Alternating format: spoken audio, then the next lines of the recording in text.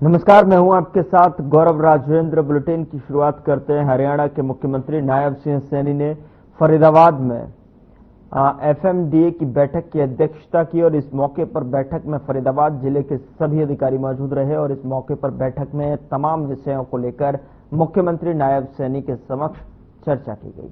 फरीदाबाद की विकास परियोजना और आने वाले समय में फरीदाबाद में किस तरीके से विकास के नए आयाम स्थापित किए जा सकें, उसको लेकर चर्चा की गई है। वहीं इस चर्चा के दौरान एफएमडीए की तरफ से फरीदाबाद के विकास को लेकर 773 करोड़ रुपए के बजट की डिमांड रखी गई है। हरियाणा के मुख्यमंत्री नायब सिंह सैनी ने फरीदाबाद को बड़ी सौगात देते हुए पहली कलम से 200 करोड़ रुपए फरीदाबाद को विकास के लिए मंजूर किए। बाकी 573 करोड़ रुपए कुछ समय बाद मंजूर कर दिए जाएंगे।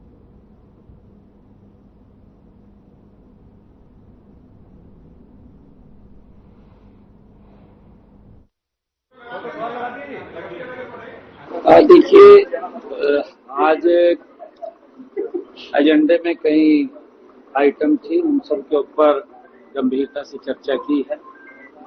पानी को लेकर के, क्योंकि पानी की समस्या न रहे, एसटीपी लगाने की बात है और नालों के अंदर जो पानी गंदा जा रहा है बाहर, उस के अंदर भी एसटीपी लगा करके उसको ट्रीट करके इंडस्ट्री में या जो हमारा पार्कों का एरिया है उसके अंदर उसको रीयूज किया जा सके। जो पीने का पानी है उस पीने के पानी को अलग रखा जाए और जो अन्य यूज के लिए है वो इस जो सीवरेज का ट्रीट करके पानी है उसको रीयूज किया जाए, चाहे इंडस्ट्री है, इंडस्ट्री के अंदर भी। रेन्यूअल को लेकर के चर्चा हुई है, क्योंकि पानी की आने वाले समय के अंदर दिक्कत ना रहे, क्योंकि पिछले वर्ष भी एट पार पे हम चलते रहे हैं, क्योंकि कई बार जब भारी गर्मी होती थी उसके अंदर पानी की समस्या रहती थी, कि वो पानी की समस्या भी न रहे। उस रेन्यूअल को लेकर के भी कई वो प्रोजेक्ट हमने पास किया है। एसटीपी की मैंने बात की है हमने, जो और यहाँ पर सड़कों की बात है, चाहे सीवरेज की बात है, उसको लेकर के भी हमने आज इसके ऊपर चर्चा किया है।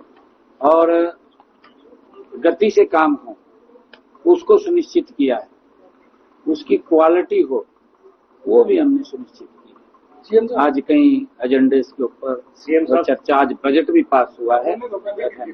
राजा नाथ सिंह क्रिकेट स्टेडियम पिछले 4 साल से निर्माण कार्य रुका हुआ है, उसके लिए मैंने पीछे जांच के लिए कहा था और उसकी रिपोर्ट वो आ जाएगी जल्दी ही। और हमने, क्योंकि बड़ा प्रोजेक्ट है वो राजा नाथ सिंह जी का, उसके ऊपर पैसा काफी खर्च भी हुआ है और बीच में वो पड़ा है, उसके ऊपर भी आज भी गंभीरता से उस पर चर्चा हुई है। जल्दी ही वो भी अपने वर्किंग में उसकी जो ही रिपोर्ट आती है तुरंत ही काम चालू हो। नहीं, देखिए, हमने, क्योंकि जो भी काम की जिम्मेवारी वो बनती है, अगर काम करने में कोई जवाब सेटिस्फाई नहीं आ रहा है तो फिर कार्रवाई भी बनती है। हम नहीं चाहते, हम ये चाहते हैं कि सरकार पैसा खर्च कर रही है, विकास कार्यों के लिए खर्च कर रही है, हम उसके एक ट्रस्टी के रूप में काम कर रहे हैं। हमारी जिम्मेवारी है, हम जिम्मेवारी से काम को करें ताकि आम पब्लिक को उसका लाभ मिले। अगर कहीं कोई समस्या पब्लिक के लिए आती है, उस समस्या का समाधान करना भी हमारी जिम्मेवारी है। उसमें थोड़ा समय लग सकता है, कई बार कोई बजट की दिक्कत आ सकती है या कोई लीगल कोई वहां पर दिक्कत आ सकती है, परंतु हम उसका जल्दी समाधान निकाल करके वो लोगों को उसका लाभ मिले। तो उसके अंदर हमने पूछा था कि भाई इतना समय क्यों लगा उसके ऊपर। हरियाणा की कई जिलों में पानी की शॉर्टेज शुरू हो चुकी है, हिसार भिवानी की बात है, सरकार का कोई प्लान है कि इसको किस तरीके से शॉर्टेज को खत्म किया जाए या आने वाली कोई परेशानी को रोका जा सके? आज मैंने सभी डीसीज को इस बात के लिए कहा है कि अपने अपने जिला के अंदर आप इस बात को सुनिश्चित करें कि पानी की कहीं कोई दिक्कत समस्या ना आए। अगर कहीं समस्या आती है उसका वैकल्पिक भी ध्यान में रखें, कैसे उसको पूरा करना है, टैंकर से लेकर के आना है या कोई और अन्य संसाधन की उसकी आवश्यकता पड़े तो उसके लिए हमने सभी डीसी को बोला है और उसके ऊपर हम हॉटलाइन के ऊपर हैं। हम सब डीसी से बात भी करते रहते हैं, पूछते रहते हैं, अगर कोई कहीं समस्या आती है उसके बारे में बात करते रहते हैं। परंतु दुर्भाग्यपूर्ण मैं कहूँगा, क्योंकि जो पानी हमें मिलता था उस पानी में एक योजनाबद्ध तरीके से उसके अंदर कटौती की गई है। ये दुर्भाग्यपूर्ण है, क्योंकि पानी जो पीने का पानी है उसके ऊपर राजनीति नहीं होनी चाहिए। और क्योंकि ये व्यक्ति के जीवन का सवाल है, स्लोगन भी लिखे होते हैं, जल ही जीवन है। भाई जल है तो जीवन है।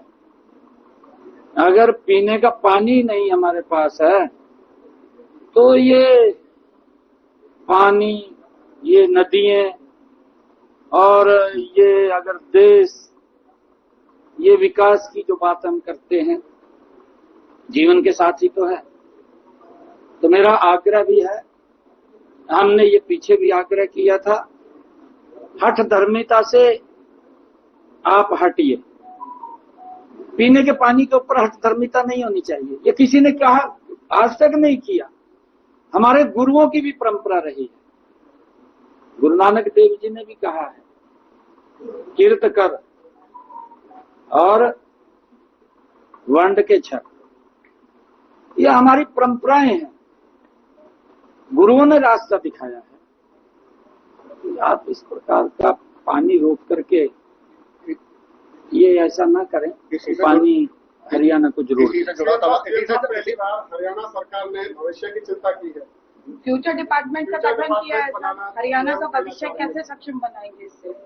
ना देखिए, ये फ्यूचर डिपार्टमेंट बना है क्योंकि आज अगर हम बात करें आने वाले समय के अंदर 20 साल बाद, 30 साल बाद हम कोई सोच रहे हैं कि 30 साल के बाद इतनी पॉपुलेशन हो जाएगी, उसको क्या क्या इंफ्रास्ट्रक्चर की जरूरत है और क्या हम कर सकते हैं, उसके बारे में आज विचार करेंगे तो 20 साल 30 साल के बाद वो दिक्कत नहीं आएगी, क्योंकि उसके ऊपर आज वर्किंग हो जाएगी।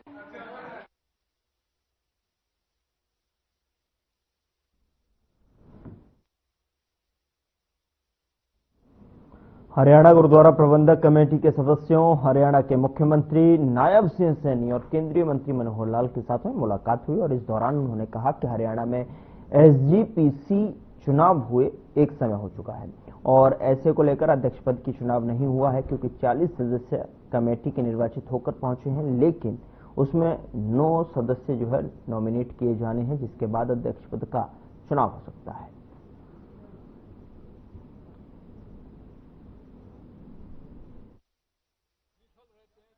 ਜਿਹੜੇ 9 ਨੋਮੀਨੇਟ ਕਰਨੇ ਖੱਟਰ ਸਾਹਿਬ ਨੇ ਵੀ ਤੇ ਸੀਐਮ ਸਾਹਿਬ ਨੇ ਜ਼ੋਰ ਦੇ ਕੇ ਕਿਹਾ ਕਿ ਨਹੀਂ, ਤੁਸੀਂ 40 ਦੇ 40 ਬੈਠੋਗੇ ਤੇ 9 ਕਾਪੀ ਕਰਕੇ ਭੇਜੋਗੇ, ਅਸੀਂ ਕੋਈ ਇੰਟਰਫੇਅਰ ਨਹੀਂ ਕਰਨਾ ਚਾਹੁੰਦੇ।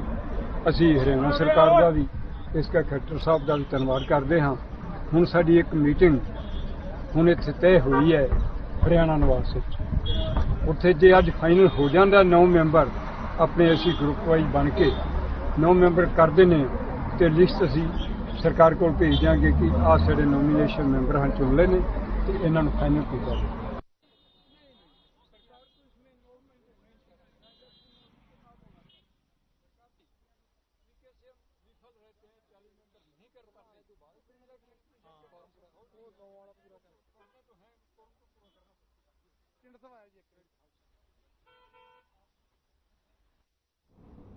हरियाणा के जिले फरीदाबाद के थाना आदर्श नगर इलाके में बीती रात नाले में 2 गौवंश गिर गए और जिसकी सूचना स्थानीय लोगों ने इसकी जानकारी जो है नगर निगम को दी, लेकिन नगर निगम की तरफ से कोई भी कर्मचारी या फिर अधिकारी गौवंशों का रेस्क्यू करने के लिए नहीं पहुंचा, जिसके बाद इसकी जानकारी गौरक्षक शिव दहिया को दी गई। तो वहीं अपनी टीम के साथ में मौके पर पहुंचे उन्होंने इसकी जानकारी डायल 112 पर कर पुलिस को दी और पुलिस की टीम ने नाले में गिरे 2 गौवंशों को निकाला। वहीं इस मौके पर गौरक्षक शिवा दैया ने नगर निगम पर निशाना साधते हुए कहा कि नगर निगम हराम की तनख्वाह ले रहा है। वहीं उन्होंने स्थानीय विधायक मूलचंद शर्मा को भी घेरते हुए कहा कि विधायकों को भी इस मामले में बार बार अवगत कराया जा चुका है। विधायक को ऐसे लापरवाह अधिकारियों के खिलाफ सख्त एक्शन लेना चाहिए।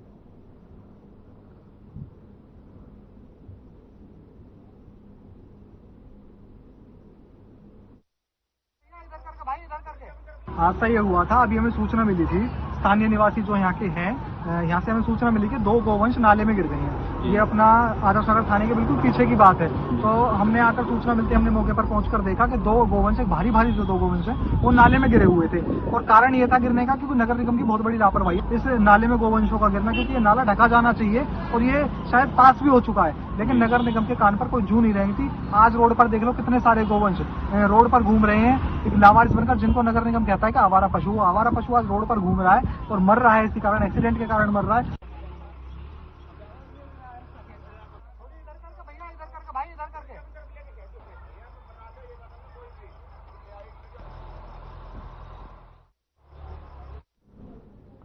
देखिए किस तरीके से 2 गौवंश जो है नाले में गिर गए, जिसके बाद जो है इसकी सूचना जो है पुलिस को दी गई और पुलिस की सहायता के साथ जो है 2 गौवंशों को नाले से बाहर निकाला गया, जिसके बाद शिकायतकर्ता ने नगर निगम पर अपना जो गुस्सा था वो जाहिर किया कि किस तरीके से देखिए नालों की स्थिति है, जिसमें आवारा गौवंश जो है कहीं न कहीं इसमें फंसते रहते हैं और यही वजह है कि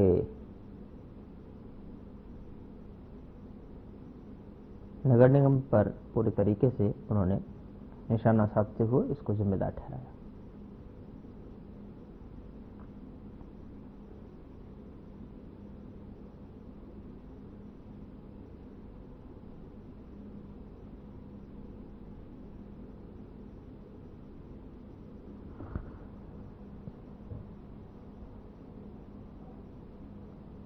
भिवानी पहुंचे बीजेपी सांसद ने केंद्रीय मंत्री मनोहर लाल को जन्मदिन की बधाई देकर पहलगाम आतंकी हमले और जातिगत जनगणना को लेकर कांग्रेस की खिंचाई की और वहीं पानी रोकने पर पंजाब सीएम भगवंत मान अलगाववादी सोच का सीएम कह डाला है। अब बता दें कि भिवानी महेंद्रगढ़ लोकसभा के से जो है बीजेपी सांसद चौधरी धर्मवीर सिंह रविवार को भिवानी में अपने आवास पर लोगों की समस्याएं सुन रहे थे और इस दौरान उन्होंने संबंधित अधिकारियों को मौके पर फोन कर समाधान के निर्देश दिए और सबसे पहले सांसद चौधरी धर्मवीर सिंह ने पूर्व सीएम और केंद्रीय मंत्री मनोहर लाल को जन्मदिन की बधाई।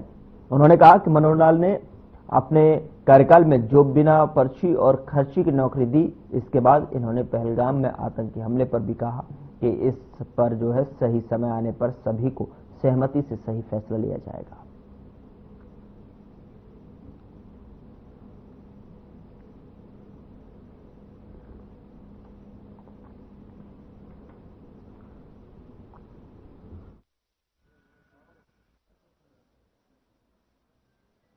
कल क्योंकि माननीय मनोहर लाल जी का जन्मदिन है, उनको बहुत बहुत बधाई, क्योंकि उन्होंने अपने मुख्यमंत्री काल में कुछ ऐसे फैसले लिए, चाहे वो सर्विसेज का मैटर हो, बिना पर्ची खर्ची के नौकरी हो, ट्रांसफर पॉलिसी बनाई हो, जमीन का लाल डोरा खत्म करने की बात आई हो, यानी कई चीजें ऑनलाइन ऐसे लेके आए जिसका देश भर में बड़ा फायदा है। इसलिए उनको भी जन्मदिन की बहुत बहुत बधाई।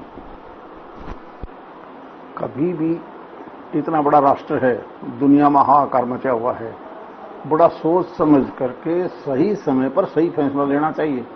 आधा अधूरा फैसला लेना हमेशा देश हित में नहीं होता। इसलिए देश के प्रधानमंत्री विपक्ष की पार्टियों को साथ लेके सारी सेनाओं को सारी चीज की फीडबैक लेके और सही समय पर ही इसका बदला लिया जाता है। अधूरा अगर फैसला लिया तो बहुत हानिकारक हो जाता है। इसलिए समय के ऊपर ही ये काम होता है। इसलिए हमें चिंता करने की जरूरत नहीं, प्रधानमंत्री जी के हाथों में देश सुरक्षित है।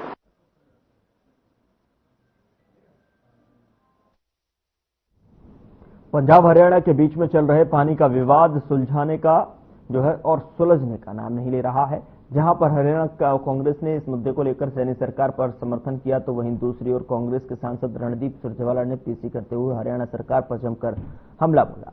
क्या कुछ कहा अपने उन्होंने पीसी के दौरान, सुनिए। प्रदेश भयंकर जल संकट से त्राहिमाम है। भाखड़ा नंगल डैम का पानी 8500 क्यूसिक से घटाकर 4000 क्यूसिक कर दिया गया है। पूरे हरियाणा में पेयजल की भयंकर किल्लत है।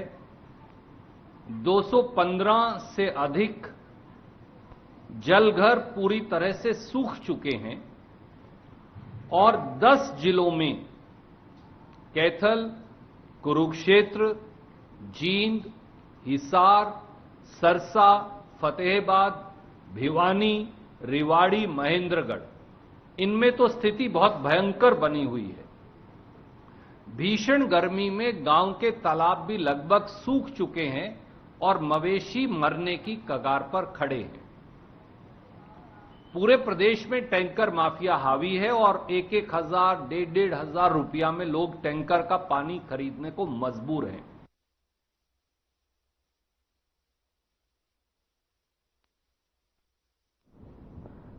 खबर कैथल से है, जहां पर परशुराम जन्मोत्सव कार्यक्रम आयोजित किया जा रहा है और उस कार्यक्रम में शिरकत करने के लिए पहुंचे बीजेपी के प्रदेश अध्यक्ष मोहन लाल बड़ौली। इस दौरान उन्होंने ब्राह्मण धर्मशाला में तैयार की गई लाइब्रेरी का उद्घाटन भी किया और वहीं मौके पर मौजूद पत्रकारों से भी बातचीत करते हुए बीजेपी प्रदेश अध्यक्ष बड़ौली ने अभय चौटाला पर तंज कसते हुए कहा कि वह राजनीतिक ख्यालों में रहते हैं।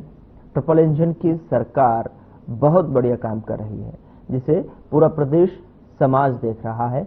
वहीं पानी के मुद्दे पर आम आदमी पार्टी के बारे में बोलते हुए कहा कि दिल्ली में हुई करारी हार के बाद आम आदमी पार्टी इस तरह के हथकंडों पर उतर आई है।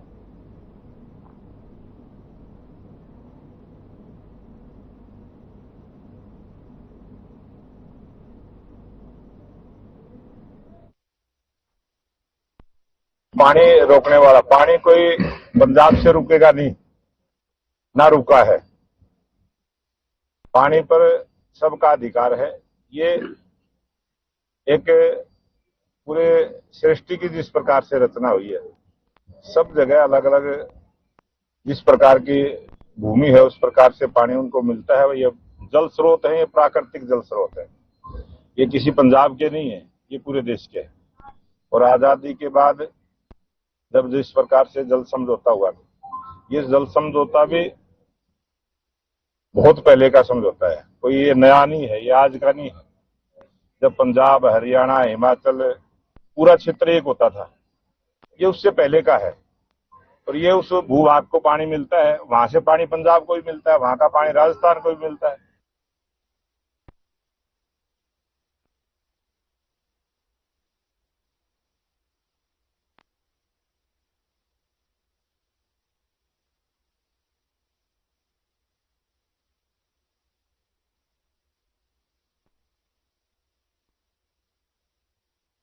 पंजाब हरियाणा में चल रहे पानी को लेकर विवाद का असर अब हरियाणा पर दिखने लगा है। पंजाब द्वारा हरियाणा का पानी रोकने से पानी की कमी के चलते भिवानी डीसी ने सिंचाई जन स्वास्थ्य विभाग के अधिकारियों और कर्मचारियों को अलर्ट कर दिया है। साथ ही लोगों से भी पानी की बर्बादी न करने और पानी बचाने की अपील की है।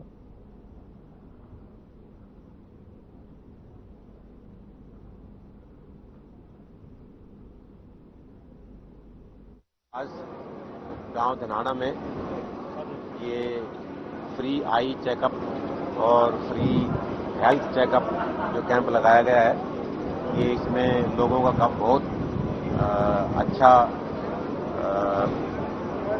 लोगों की भागीदारी है। काफ़ी संख्या में लोग आए हुए हैं और जो आज का प्रोग्राम है उसका उद्देश्य यही है कि आमतौर पर जो ग्रामीण लोग हैं वो अपनी जो स्वास्थ्य संबंधित जो समस्याएं हैं उनका समय पे चेकअप नहीं करवाते, क्योंकि अपने काम धंधे में बिजी होते हैं, कोई अपने नौकरी में बिजी होता है। तो ये गांव के बीच में आके फ्री जो चेकअप है उससे इनको बताया जाएगा कि आपको क्या दिक्कत है और इनको अगर किसी का आइज का ऑपरेशन होना है तो उसको शेड्यूल दिया जाएगा और भिवानी जाके उसका ऑपरेशन किया जाएगा। कोई और इलाज है वो इलाज किया जाएगा। इसी तरह स्वास्थ्य संबंधित कोई भी अगर कोई इश्यू है तो इनको सलाह दी जाएगी और उसका इलाज किया जाएगा। महेंद्रगढ़ के नारनौल में पुलिस थाना एसएचओ के रूप में राजकीय स्कूल कालावा की 8 साल छात्रा कुछ देर से के लिए जो है एसएचओ की कुर्सी पर बैठी और इस दौरान उनसे पूछा गया कि वे एसएचओ बन गई हैं, क्या करेंगी। तब उन्होंने कहा कि सभी बदमाशों को जेल के अंदर कर देंगी। दरअसल कक्षा तत्परता कार्यक्रम का आयोजन किया गया और इस कार्यक्रम के तहत राजकीय प्राथमिक पाठशाला कालवा के छात्रों ने नांगल चौधरी शहर में स्थित पुलिस स्टेशन और डाकघर का भ्रमण किया और छात्रों को सर्वप्रथम पुलिस स्टेशन का भ्रमण करवाया गया।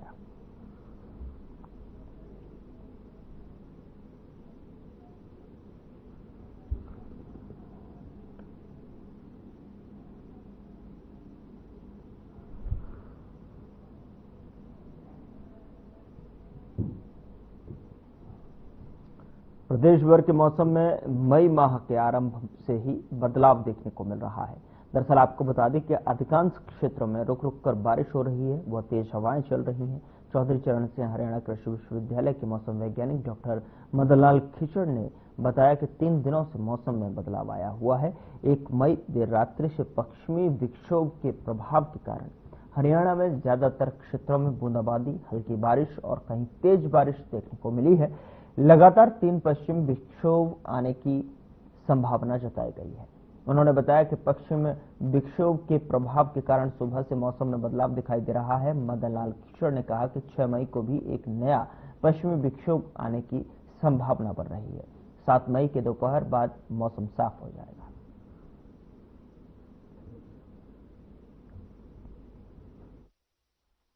हाँ, पिछले 3 दिनों से मौसम बदलाव आया हुआ है। 1 मई देर रात्रि के बाद में पश्चिम विक्षोभ के आंशिक प्रभाव के कारण उसके कारण हरियाणा में ज्यादातर क्षेत्रों में कहीं बूंदाबांदी, कहीं हल्की बारिश और कहीं तेज बारिश भी देखने को मिली है। और ये लगातार, क्योंकि पश्चिम विक्षोभ लगातार 3 आने की संभावना पहले भी हमने जताई थी और उसके बाद में आज मान लो आज भी पश्चिम विक्षोभ का एक आंशिक प्रभाव के कारण सुबह से मौसम में बदलाव देखने को मिल रहा है और 6 तारीख को भी पश्चिम विक्षोभ और आने की संभावना। तो इस प्रकार लगातार ये आज 4 मई हो गई है और 6 मई तक मौसम ऐसा ही रहने की संभावना है। 7 मई को दोपहर बाद में मौसम साफ होने की संभावना बन रही है। टेम्परेचर में कितना बदलाव आया? टेम्परेचर जो पहले 42 डिग्री के आसपास तक भी पहुंच गया था, अब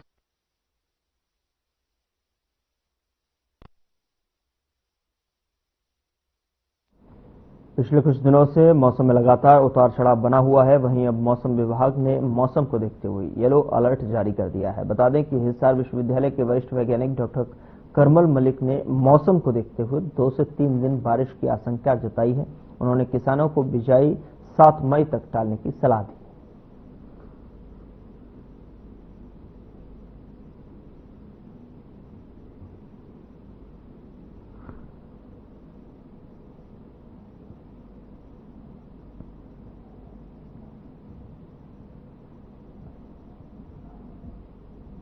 फिलहाल बुलेटिन में इतना ही। नमस्कार।